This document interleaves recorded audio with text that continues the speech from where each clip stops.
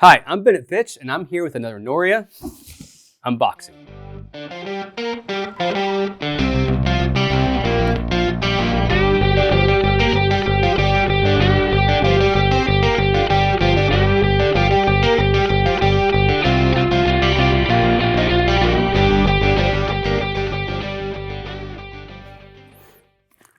So today I'm looking at a condition monitoring by Tractian. So in my hands, I got their Smart Trac Ultra sensor. That's what this is. I'm pulling out of the box, pretty straightforward. And they also have their gateway. We'll talk about that in a little bit. I want to talk about how this all works together and what stands out from a reliability and a lubrication point of view. So at a high level, one thing I noticed as I was pulling out of the box is pretty hefty. We'll talk about how it mounts here in a minute. But it's pretty straightforward though. You got the sensor, you have multiple sensors, and the gateway.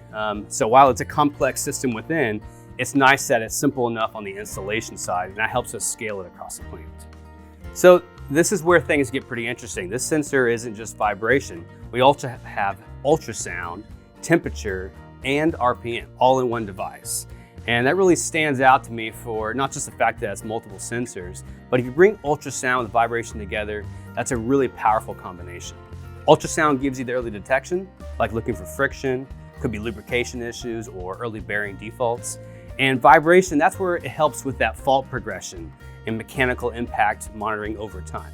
So together, you're covering both early warning and the severity, which lines up really well when you think about the PF curve.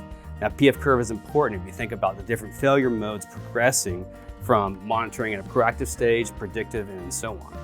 That's very important because it allows maintenance decisions, even those especially with lubrication, to be based on actual machine conditions rather than just time-based schedule.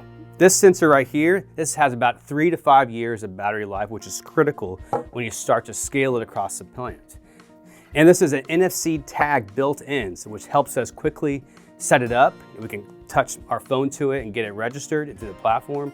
That's what we want to do. We want to make it really simple for us. And from a durability standpoint, this thing is pretty rugged. I could probably throw it against a wall, brick wall over there, and that's going to be pretty good. And we know how important it is to have durability in these industrial environments. So it's also IP69K rated, fully sealed, and certified for any hazardous locations that might be installed. So it's designed to handle the real world plant conditions, not just what we're thinking may be ideal. So this piece here, this is the gateway. This is what the sensor and multiple sensors will connect to. In fact, you can connect up to about 100 sensors with one gateway. Now, if you have different, obstacles and obstructions throughout your plant, which is common, you'll have at least 300 and 330 feet or so to be able to communicate to the gateway. But if there was a line of sight, you have more like 3,000 feet or more. And the system uses 4G LTE and its own communication protocol, so you don't really need to rely on the strength of Wi-Fi or anything that could be another factor there, which is often a question. This is a big deal because connection is very important, and it's often one of the biggest barriers to deploying condition monitoring at scale. The more we keep adding sensors, we don't want to be thinking about the complexity of that connection. Once the data is in the system, this platform, this is where a lot of the alerts are happening and there's a lot of power behind it. So as I take this out of the box, also just like the sensor, it's pretty straightforward. You can see it mounts to the wall or some other structure nearby. So I'll just leave it right back here in this box. But it's really important is to understand the AI capabilities behind the platform. Now, throughout this development, they have a 100,000 square foot facility where they have more than 95 simulations going on, and they are on purpose breaking machines to understand how the sensor picks up data and walk through all the various scenarios that could exist. This is helping make sure, of course, that the machines don't break in your own plant, so we can see those conditions ahead of time. So AI models trained on large data sets, including controlled testing environments, like I just described, where machines are intentionally pushed to their limits. So the key here is to move from just knowing something is wrong to actually understanding what is happening in the machine and give a better idea of what we should be doing next. So it kind of closes the loop, you can say, meaning operationally, we're getting data, it's going to the sensor, we're looking at all the other data associated to the machine and having corrective actions understood. You convert those alerts into work orders. That's what's happening with this platform automatically.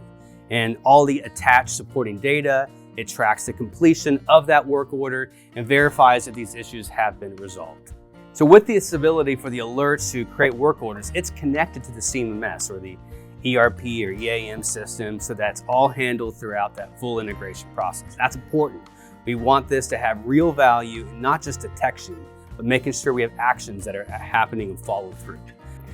You also have cross-sensor synchronization, so multiple Tractian sensors brought together, which help reduce fault alarms by aligning data across multiple sensors, even on one machine. So we have vibration, we have ultrasound, we have temperature, we have RPM, all this data coming from one sensor. Let's talk about just the ultrasound for a second. That's very useful when you're re-greasing a bearing. You can take that ultrasound data and say, is it the right time to grease? Am I adding the right amount of grease? Well, I can do that in real time with this sensor here. So it's better for condition-based lubrication, which technicians can actually use to confirm improvements in all the things that are lubricating. That's a strong use case right here from the sensor, especially just from that lubrication perspective. And perhaps what's most important is the fact that you have increased safety with this type of sensor. On one side, you're able to minimize the exposure to the technicians. They don't have to get up close to the machines as often with this ability here.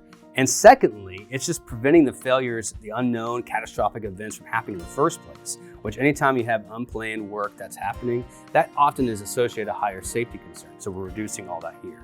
So this type of sensor, you're gonna see potentially installed in any type of rotating equipment. That includes electric motors, pumps, gearboxes, fans, compressors, you name it. All that rotating machines has a potential to experience premature failure, and that's what we're trying to prevent here. The goal is to reduce unplanned downtime, minimize reactive maintenance, and move towards more a proactive approach, and ultimately extending the asset life by catching these problems as early as possible.